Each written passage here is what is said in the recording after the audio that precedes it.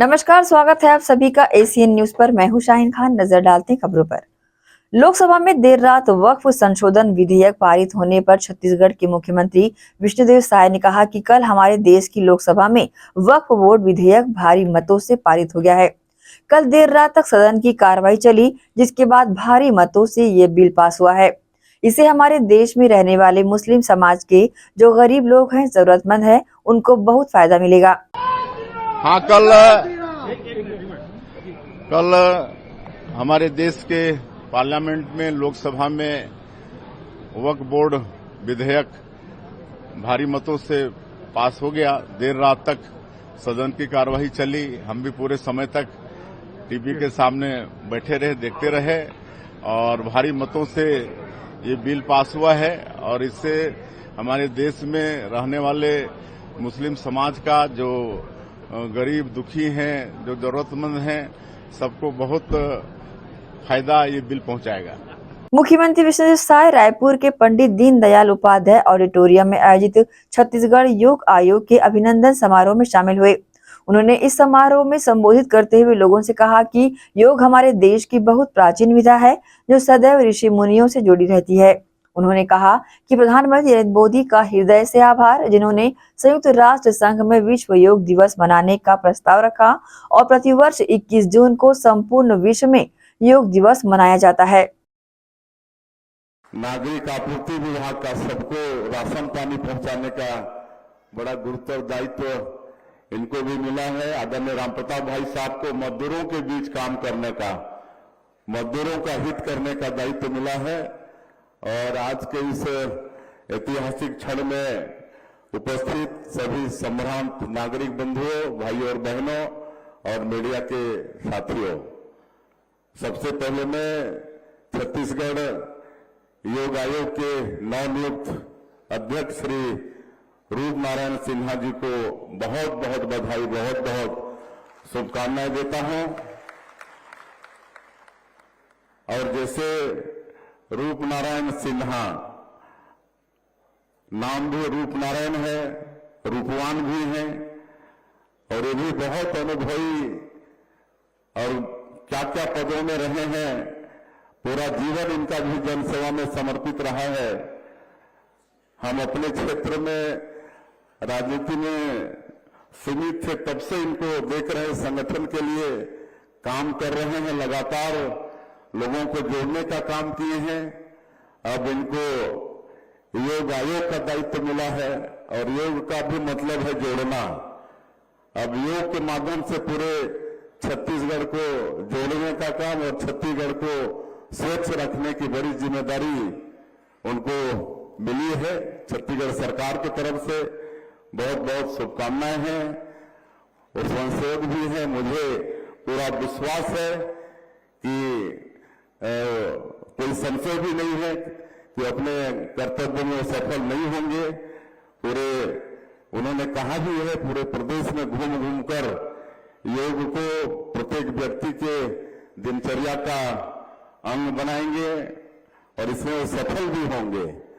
और हमारे समाज कल्याण विभाग के सचिव जो 2017 25 अप्रैल 2017 में छत्तीसगढ़ योग आयोग का गठन हुआ, तब से जो उनकी विकास यात्रा रही है उसको हम लोगों के सामने में रखे हैं। मैं धन्यवाद देना चाहूंगा समाज कल्याण विभाग को और छत्तीसगढ़ योग आयोग को कि काफी कीर्तिमान इन 17 के बाद में उन्होंने हासिल किया है और आगे भी कीर्तिमान स्थापित करेंगे। हम लोगों को पूरा विश्वास है। वैसे योग कोई नई चीज नहीं है, हमारे देश की एक बहुत प्राचीन विधा है। ऋषि मुनियों का ये देश है और ये योग ऋषि मुनियों से जुड़ा रहा है। लेकिन हम हमारे देश के यशस्वी प्रधानमंत्री श्री नरेंद्र मोदी जी को धन्यवाद देना चाहेंगे, जिन्होंने 2014 27 सितंबर संयुक्त राज्य महासभा में प्रस्ताव रखा योग को पूरे विश्व में मनाने का। और संयुक्त राज्य महासभा उनके प्रस्ताव को स्वीकार किया और 21 जून को विश्व योगा दिवस घोषित हुआ। आज हमारे यशस्वी प्रधानमंत्री जी के कारण आज हमारे देश में ही नहीं पूरे विश्व में आज योगा को एक महत्वपूर्ण स्थान मिला है। सभी लोग अपने जीवन के दिनचर्या में इसको एक अंग बनाए हैं और मैं समझता हूं कि ये योगा शरीर को स्वस्थ रखने का एक विधा नहीं है, बल्कि आत्मा, मन और शरीर को संतुलित करने का भी एक ये माध्यम है। और मैं ज्यादा नहीं कहते, क्योंकि आज जैसे आदरणीय रूपनारायण सिन्हा जी ने कहा कि हमारा उड़ीसा दौरा है, उसके बाद जसपुर भी जाना है, इसलिए और भी हमारे वक्ता हैं। मैं फिर से एक बार नवनियुक्त योग अध्यक्ष को बहुत बहुत बधाई और शुभकामना देते हुए और उनको जो दायित्व मिला है उसमें वो सफल हो, पूरे छत्तीसगढ़ को स्वस्थ रखें और एक एक व्यक्ति के जीवन की दिनचर्या में योग को एक शामिल कराएं, सब योग को अपनाएं और इसमें जरूर सफल होंगे। मैं फिर से एक बार उनको बधाई देते हुए और आप सब लोगों का ये नवरात्रि चल रहा है, हिंदू नववर्ष भी अभी प्रारंभ हुआ है, तो हिंदू नववर्ष की भी शुभकामनाएं देता हूं और नवरात्रि की भी बहुत बहुत शुभकामनाएं। माता रानी का आशीर्वाद हम लोग को मिलता रहे, छत्तीसगढ़ में खुशहाली हमेशा रहे और सबके घर में सुख समृद्धि हो, ऐसा मैं माता रानी से निवेदन करते हुए अपनी बात समाप्त करता हूं। जय हिंद, जय छत्तीसगढ़। बहुत बहुत धन्यवाद माननीय। सुरक्षा बलों के एक्शन से घबराकर नक्सलियों ने प्रेस नोट जारी कर शांति वार्ता की अपील की है। इस पर चर्चा करते हुए गृह मंत्री विजय शर्मा ने कहा कि सरकार 100% बातचीत के लिए तैयार है, लेकिन शर्तों के आधार पर कोई चर्चा नहीं होगी। राज्य और केंद्र सरकार एक गोली भी नहीं चलाना चाहती है। नक्सलियों ने प्रेस नोट पर गृह मंत्री विजय शर्मा ने कहा कि इस पत्र के परीक्षण करने की आवश्यकता है। पहले भी पत्र जारी किए थे, लेकिन पहले के पत्र में बहुत सारी डिमांड थी। नक्सली युद्ध विराम की बात कर रहे हैं, तो मैं उन्हें बताना चाहता हूं कि राज्य और केंद्र सरकार एक गोली भी नहीं चलाना चाहती है, इसलिए उनके लिए नई पुनर्वास नीति भी लाई गई है। नक्सली सरेंडर नीति का लाभ लेकर सरेंडर करें। सीज फायर मतलब युद्ध विराम काहे का युद्ध विराम भाई? युद्ध विराम कहने का अर्थ क्या है? कोई युद्ध हो रहा है? कोई मामला ही नहीं है ऐसा। मैं इसमें बड़ी स्पष्टता के साथ आपसे कहना चाहता हूं कि बिना किसी नियम शर्तों के चर्चा जब चाहें कर लें, क्या चाहते हैं वो बताएं, उस पर काम किया जाएगा। परंतु ये स्पष्टता होनी चाहिए सबको कि कोई युद्ध जैसी स्थिति नहीं है। ये स्पष्टता होनी चाहिए कि नियम, कंडिकाओं, शर्तों के आधार पर कोई बात नहीं हो सकती है। मैंने पहले भी कहा कि मैं फोन पर बात करने के लिए तैयार हूं, वीडियो कॉल पर बात करने के लिए तैयार हूं। मैं किसी को मैसेंजर बनाकर भेजेंगे, उसकी सुरक्षा की जिम्मेवारी के साथ चर्चा के लिए तैयार हूं। माननीय विष्णुदेव साई जी के निर्देश पर हम लोग बिल्कुल ये चाहते हैं। मैं सोचता हूं कि हमारा केंद्रीय नेतृत्व भी ये चाहता है और इसलिए बिना किसी बात के कोई चर्चा चाहे तो हम करने को तैयार हैं। यही तो मैं कह रहा हूं, आप ऐसे नियम शर्तों के साथ थोड़ी ना बात होती है, इसे नहीं होता है भाई। पिछली बार भी मुझे पत्रकारों ने और सदन में भी कहा गया कि आपने कोई समिति बना। हम नहीं बनाने वाले कोई समिति, किसी को बातचीत चर्चा के लिए नहीं रखने वाले। ये बहुत स्पष्टता है कि उनको चाहिए वो चर्चा करें, हम तैयार हैं चर्चा के लिए। ये अब बताओ भला, ये कोई बात है? निराधार बातें हैं। हजारों लोगों को अदालत लगाकर मारने वाले, आईईडी लगाकर के कितने जानवरों को, कितने नागरिकों को कि धज्जियां उड़ा देने वाले अगर इस तरह की बात करते हैं तो उनकी बातों का कोई सरोकार है? जी, वक्फ बिल टेबल हो गया है, पास भी होगा, उसकी चर्चा मैंने सुनी है। और इसमें जो हमारे किरण रिजिजू जी ने जब आज वो बिल रखा था, उन्होंने बड़ी स्पष्टता के साथ बहुत बड़े बड़े विषयों का खुलासा किया कि ये बिल जो है ये पूरी दुनिया में इससे बड़ी संपत्तिवान कोई संस्था नहीं है जितना भारत का वक्फ बोर्ड है। वक्फ बोर्ड के ट्रिब्यूनल के ऑर्डर को कभी चैलेंज नहीं किया जा सकता था, सुप्रीम कोर्ट में भी। अभी वो सारे प्रावधान बन रहे हैं, ये बहुत स्वागत योग्य है।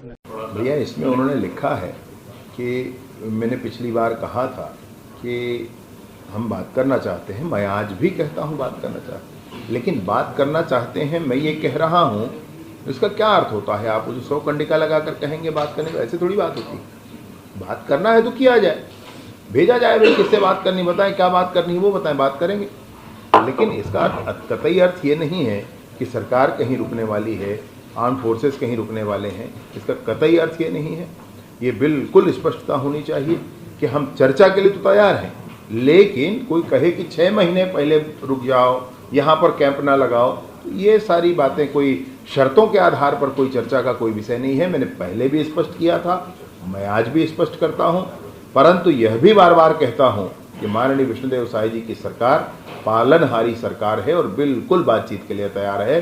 लोकतंत्र पर विश्वास हो, नागरिकों की स्वतंत्रता पर विश्वास हो, माओवाद जैसा चीन में था उस तरीके से लोगों को पराधीन बनाकर रखने की प्रक्रिया पर हमको कतई विश्वास नहीं है, हम बिल्कुल उसको पूरा नहीं होने देंगे और बस्तर के गांव-गांव तक विकास पहुंचे, यह सरकार की प्रतिबद्धता है और इसके लिए कोई भी चीज आड़े आएगी तो पूरी दृढ़ता के साथ, पूरी कठोरता के साथ निपटा जाएगा।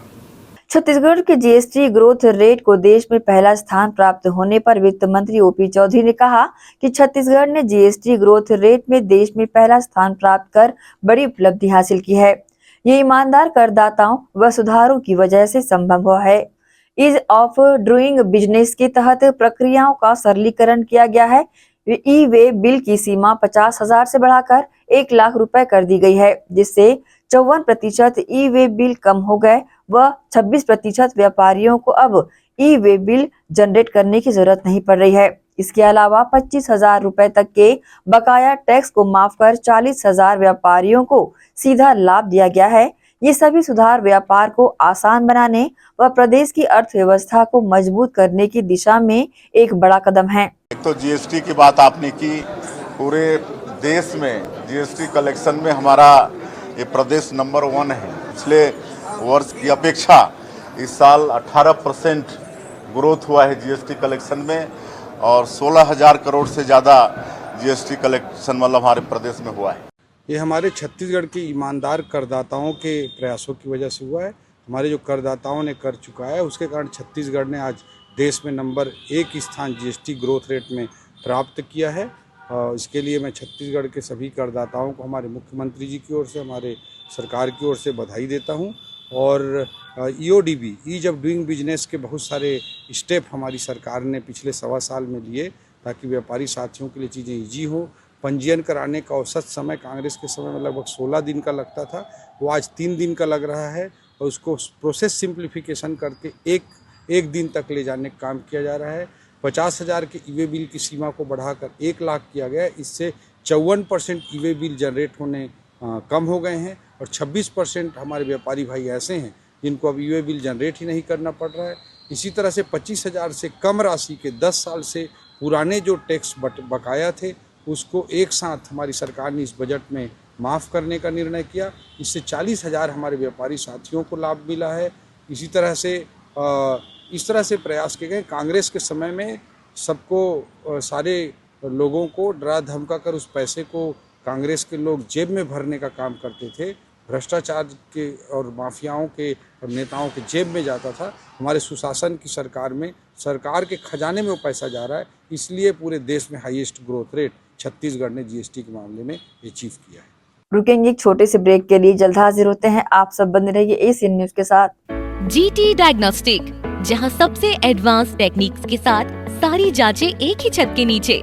जीटी डायग्नोस्टिक लाए हैं आपके शहर में पहली बार मध्य भारत का सबसे एडवांस 3 टेस्ला एमआरआई, जो आपको देगा बेस्ट क्वालिटी इमेजेस और सारी स्कैनिंग 6 से 10 मिनट में हो जाती है, जहां आम एमआरआई मशीन 45 से 1 घंटे लेती है।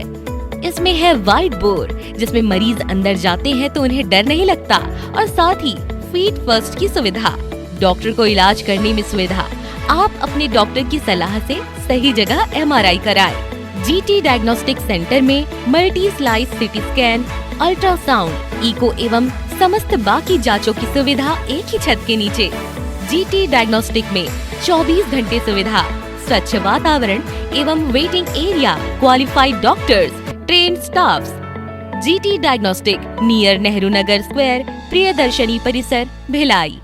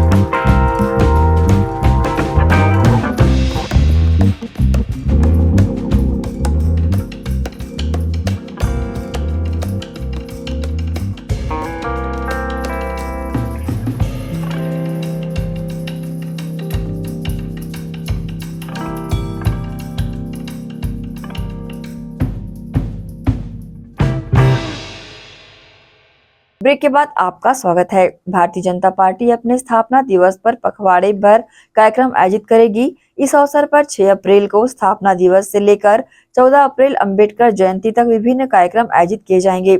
इस दौरान एक तरफ जहां भाजपा गांव-गांव तक पहुंचेगी, वहीं दूसरी ओर ध्वज फहराकर और सेल्फी लेकर सोशल मीडिया में कार्यकर्ता अपलोड करेंगे। इस बात की जानकारी भाजपा प्रदेश उपाध्यक्ष लक्ष्मी वर्मा ने जिलाध्यक्ष रमेश ठाकुर, पूर्व विधायक नवीन मार्कंडेय की मौजूदगी में आयोजित प्रेस वार्ता में दी। लक्ष्मी वर्मा ने बताया कि 10, 11 और 12 अप्रैल को बीजेपी गांव चलो अभियान चलाएगी। स्वच्छता मिशन के तहत गांव में अभियान चलाया जाएगा।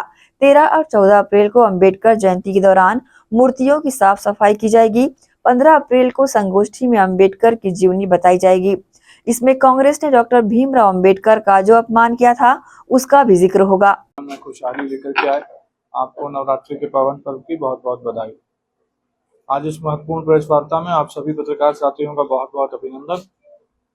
इस प्रेस वार्ता में प्रमुख रूप से आज हमारी प्रदेश की उपाध्यक्षा आदरणीय श्रीमती लक्ष्मी वर्मा जी, हमारे अनुसूचित जाति मोर्चा के हमारे प्रदेश के अध्यक्ष आदरणीय नवीन मार्कंडेय जी, हमारे जिले के यशस्वी जिला अध्यक्ष आदरणीय श्री रमेश ठाकुर जी और हमारे मीडिया विभाग के साथी निशिकांत जी आज यहाँ उपस्थित हैं। सभी का स्वागत। 6 अप्रैल का दिन हम सबके लिए बहुत ही गौरवशाली दिन है।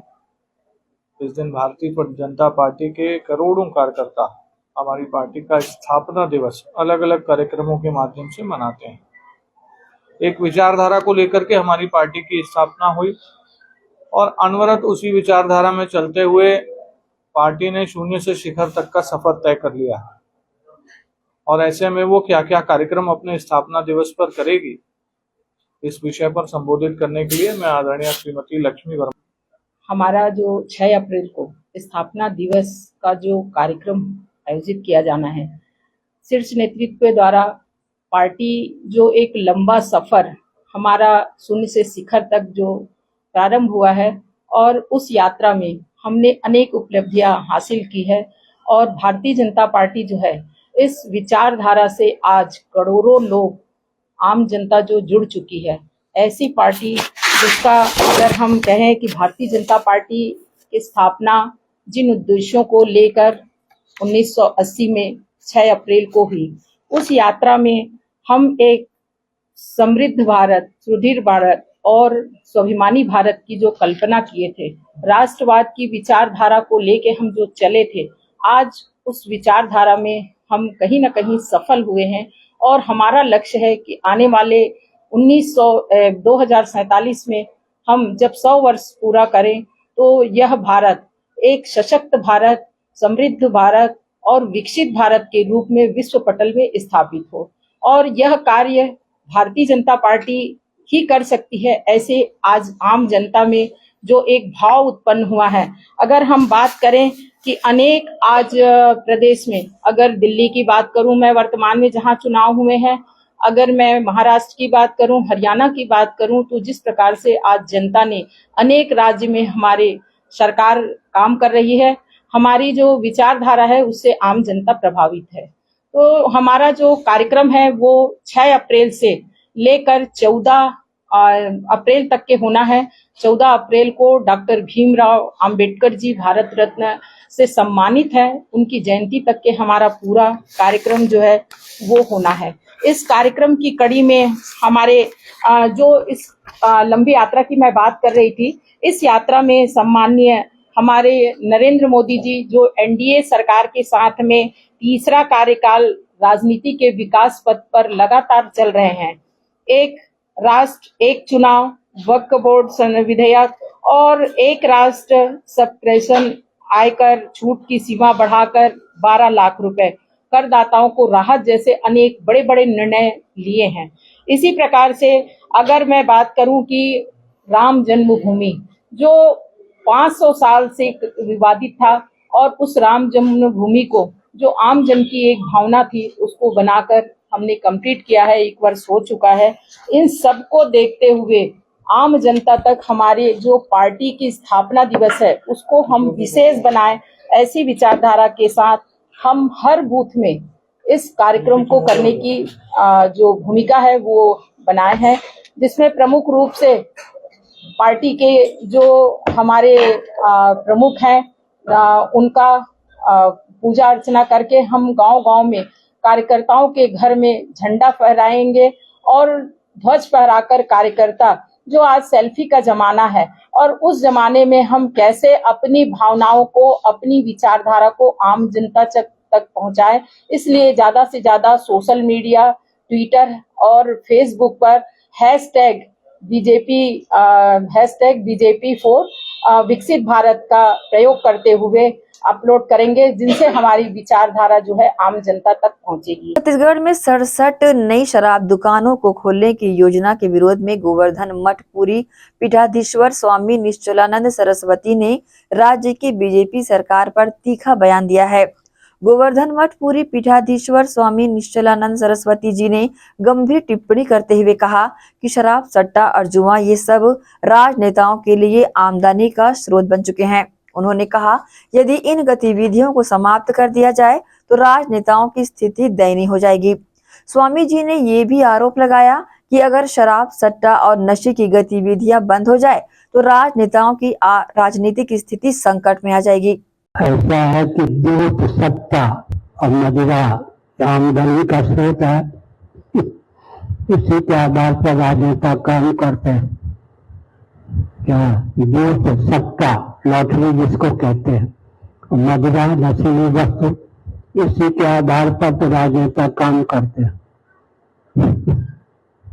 अगर दूध, जुआ न हो, सट्टा न हो, लॉटरी न हो और नशीली वस्तुओं की दुकान न हो तो राजनेताओं के परिस्थिति दयनीय हो जाए। इसलिए पसंद नहीं करते राजनेता के दुर्व्यसन मुक्त समाज हो। सांडव उपनिषद में एक राजा का उद्घोष है, नमस्ते जनपदे, मेरे राज्य में कोई चोर नहीं है, न मद्यपः, कोई मदिरा का, नशीली वस्तु का सेवन करने वाला नहीं है, कोई जुआरी नहीं है, कोई स्वेच्छाचारी पुरुष नहीं है, स्वेच्छाचारी कोई स्त्री नहीं है।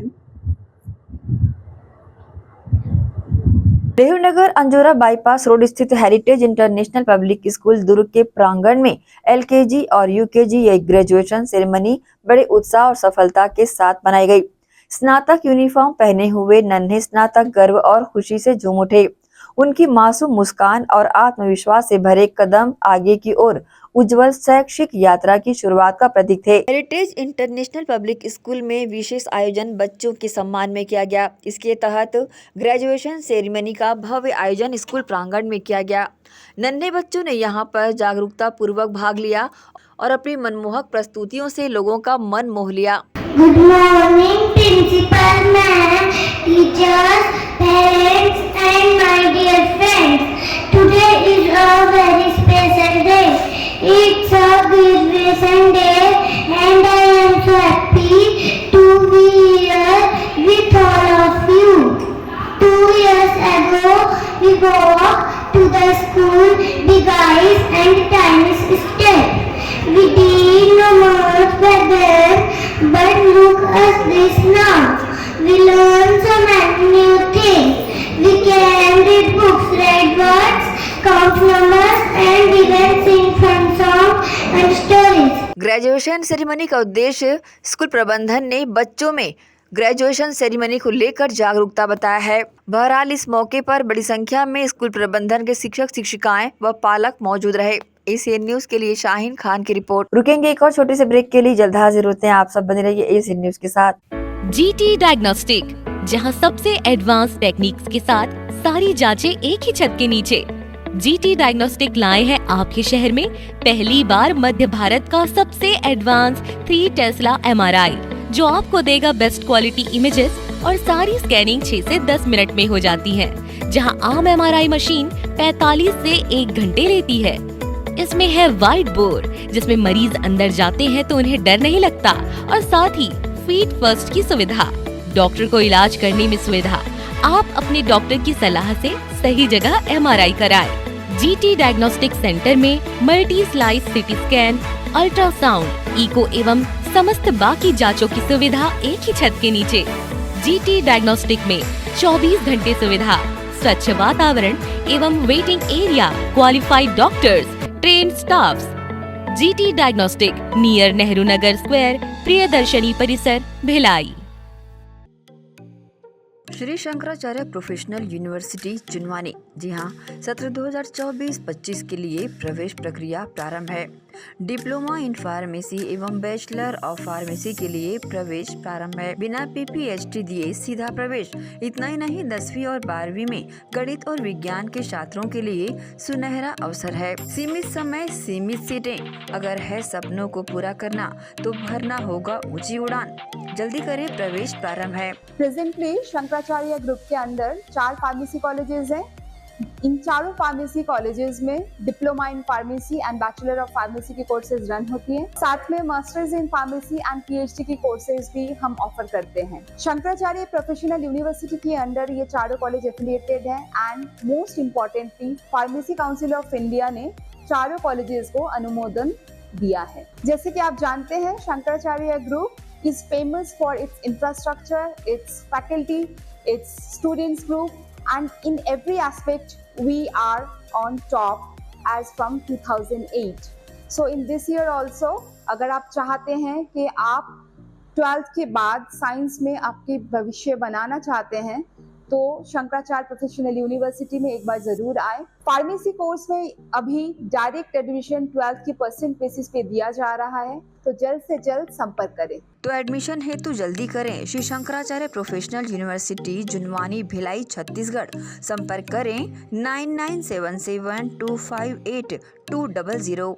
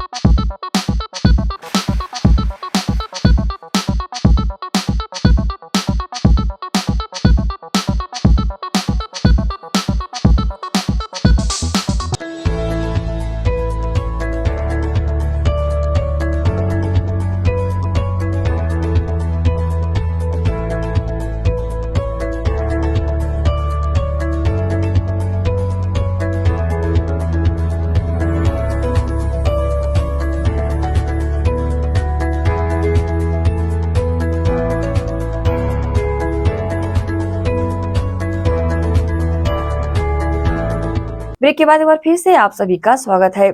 दुर्ग निगम में सभी एमआईसी सदस्यों के पदभार ग्रहण करने के बाद आज जल गृह प्रभारी लीना दिनेश दिवांगन ने पूजा अर्चना कर पदभार ग्रहण किया। इस दौरान दुर्ग महापौर सहित अन्य लोग शामिल रहे। दुर्ग नगर निगम के जल गृह विभाग में एमआईसी मेंबर लीला दिनेश दिवांगन ने आज विभाग में पहुंचकर विधिवत पूजा पाठ कर अपना पदभार ग्रहण किया। महापौर एवं सभापति की उपस्थिति में पंडितों द्वारा मंत्रोपचार करते हुए भगवान शिव की पूजा आराधना कर अपने कक्ष में कुर्सी संभाली।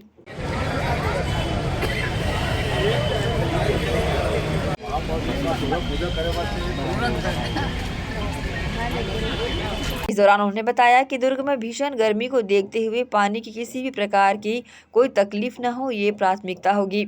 जलगृह विभाग प्रभारी लीना दिनेश दिवांगन और दुर्ग महापौर अलका बाघमार ने एक स्वर में दुर्ग की जनता को आश्वासन दिलाया है कि निगम में हम लोगों को 1 महीना हुआ है कार्य करते हुए, लेकिन आने वाले कल में आप सभी को उसका रिजल्ट देखने को मिलेगा। गर्मी को देखते हुए किसी प्रकार की तकलीफ ना हो, इसके लिए बहुत से वार्डों में टैंकर से पानी पहुंचाने का कार्य किया जा रहा है और आने वाले वर्षों में गर्मी के दिनों में शहर में ऐसे पानी की व्यवस्थाएं की जाएगी जिससे टैंकरों से पानी की सप्लाई की ज़रूरत नहीं पड़ेगी। देखिए, सभी अधिकारियों से बात हुई है और अभी और इसके तुरंत बाद बैठक होने वाली है इस विभाग को लेकर के, ताकि पानी की जहाँ जहाँ समस्या है उसका समाधान कर सके।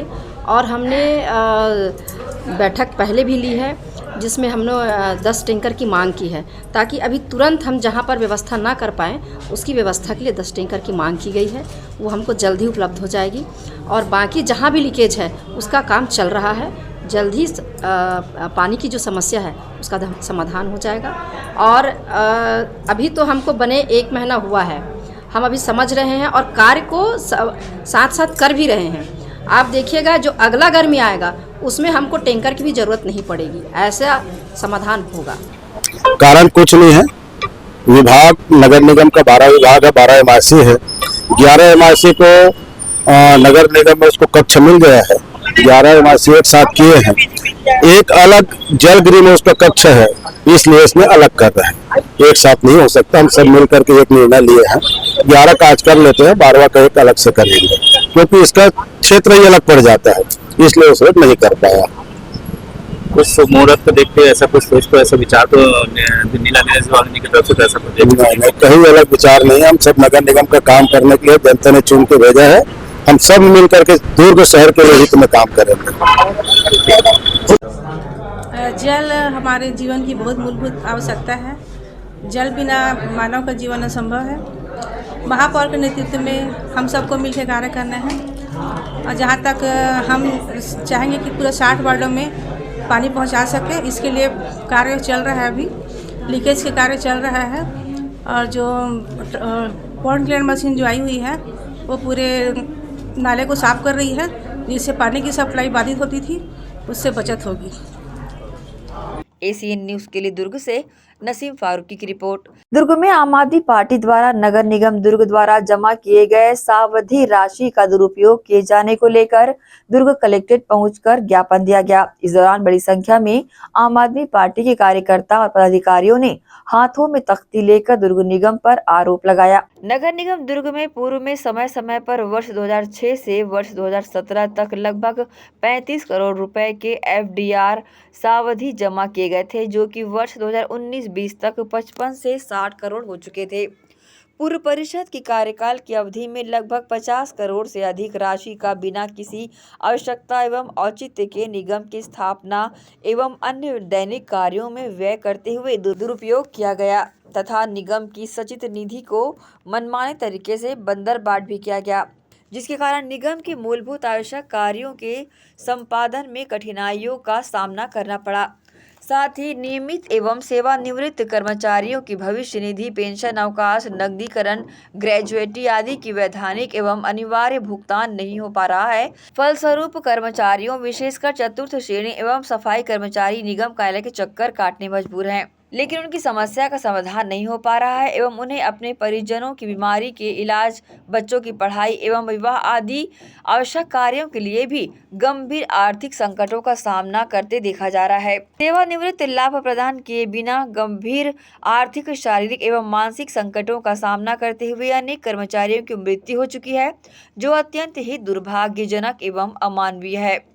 आम आदमी पार्टी मांग करती है कि शिकायत पर जांच कराकर विधि विरुद्ध कार्य करने वाले लोगों के विरुद्ध ठोस कार्रवाई की जाए। पार्टी आज इस शिकायत को लेकर के जिलाधीश महोदय के पास आई थी कि वर्ष 2006 से लेकर के वर्ष 2019-20 तक 50 करोड़ की एफडी, पहले ये अमाउंट कम था, फिर उसका इंटरेस्ट मिला करके लगभग ये 50 करोड़ की एफडी बनी। इस एफडी को पूर्व परिषद ने, जो एमआईसी मेंबर्स हैं, उन्होंने इसको तोड़वा करके अन्य मदों में खर्च कर दिया, जबकि ये एफडी ग्रेच्युटी, भविष्य निधि, पेंशन जो निगम के रेगुलर कर्मचारी हैं, अन्य मदों के लिए रखी गई थी। परिषद को ये एफडी तोड़वानी नहीं थी, लेकिन उन्होंने इस एफडी को तोड़वा करके दूसरे मद में खर्च कर दिया, जो कि विधि विरुद्ध है। इस शिकायत को लेकर के हम लोग यहाँ आए थे। ये मामला विधानसभा में भी उठ चुका है। इसकी जांच कराई जाए और जो दोषी लोग हैं उनके खिलाफ कार्रवाई हो। 50 करोड़ की एफडी आप कराते हो, किस उद्देश्य के लिए रखते हो और उसके बाद किसमें खर्च कर देते हो, ये गलत है। मेहरबान सिंह, प्रदेश अध्यक्ष आरटीआई विंग, आम आदमी पार्टी। सरासर गलत है कि एफडी को तोड़वाया जाए और रोज़ाना खर्चों में उसको यूज़ किया जाए। जिस प्रकार परिवार भी हम चलाते हैं, एफडी करते हैं, बच्चों की शादी के लिए, पढ़ाई के लिए, घर बनाने के लिए, एक पर्टिकुलर मद के लिए हम एफडी करा के रखते हैं। यदि उसको हम डेली खर्च में यूज़ कर लें तो टोटली बेवकूफ़ी हो गई है। अब चूँकि यहाँ पर अभी बीजेपी की सरकार है नगर निगम में, उसके पूर्व में कांग्रेस की सरकार थी, उससे पहले भी बीजेपी की सरकार थी। ये दोनों एक दूसरे का जो भी कमियाँ रहती कभी उजागर नहीं करते। इससे जाहिर होता है कि दोनों मिले हुए हैं और ये भी मामला मिला जुला ही है। इसकी गंभीरता से जांच होनी चाहिए और जो भी इस पर गलती किया है उसको सजा मिलनी चाहिए। एसीएन न्यूज के लिए दुर्ग से नसीम फारूकी की रिपोर्ट। दुर्ग में चैत्र नवरात्रि के चलते शहर के विभिन्न मंदिरों में भीड़ नजर आ रही है। इसी के चलते दुर्ग के बैगापारा स्थित शीतला मंदिर में पंचमी के अवसर पर श्रद्धालुओं को भीड़ देखने मिली। आपको बता दें कि इस वर्ष चैत्र नवरात्रि 2025 तिथि 2 अप्रैल को मनाई जा रही है और भक्तों की आस्था तथा विश्वास देखने को मिल रही है। शहर के सभी मंदिरों में भक्तों की काफी भीड़ देखने को लगातार मिल रही है। पंचमी के दिन भी मां स्कंद माता की पूजा के लिए समर्पित है। इस दिन माता को कमल के आसन पर विराजमान और गोद में स्कंद देव के साथ चित्रित किया जाता है।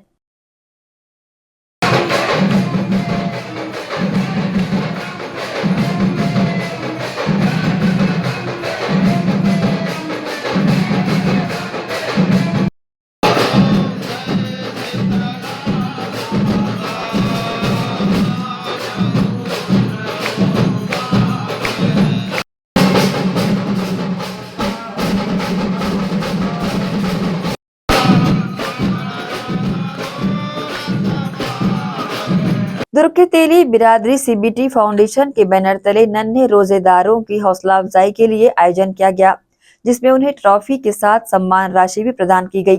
दुर्ग के तेली बिरादरी सीटीबी फाउंडेशन के द्वारा दुर्ग के पुलगांव स्थित तेली सामुदायिक भवन में नन्हे रोजेदारों का सम्मान किया गया। इसे बड़ी संख्या में नन्हे रोजेदारों ने शिरकत की।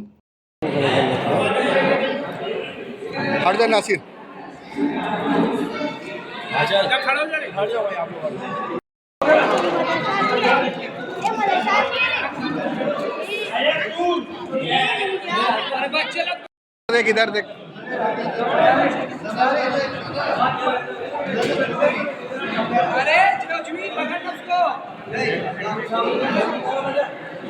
बता दें, इस आयोजन में रमजान माह में पूरे माह भर रोजा रखने वाले और अल्लाह की इबादत करने वाले बच्चों का सम्मान किया गया, उनका हौसला अफजाई किया गया। साथ ही संस्था के आयोजन द्वारा सभी बच्चों के हौसला अफजाई के लिए शील्ड के साथ नगद राशि देकर सम्मानित किया गया। इस दौरान नन्हे रोजेदारों ने क्या कहा, आप भी सुनिए।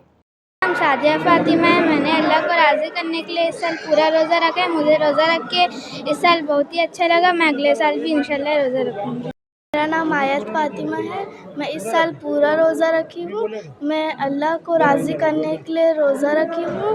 मैं अगले साल भी इंशाल्लाह पूरा रोज़ा रखूँ। मैंने अल्लाह के लिए रोज़ा रखा और हमें रोज़ा रख के बहुत अच्छा लगा।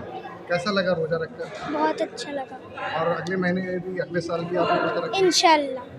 छत्तीसगढ़ मुस्लिम तेली बिरादरी फाउंडेशन पिछले 4 सालों से सामाजिक कार्य कर रही है, जिसमें रक्तदान से लेकर हर रमज़ान में जो गरीब लोगों को राशन से लेकर उनको मदद करना और गाड़ी जो रोज़गार के लिए बिना ब्याज के उनको गाड़ी उपलब्ध कराना।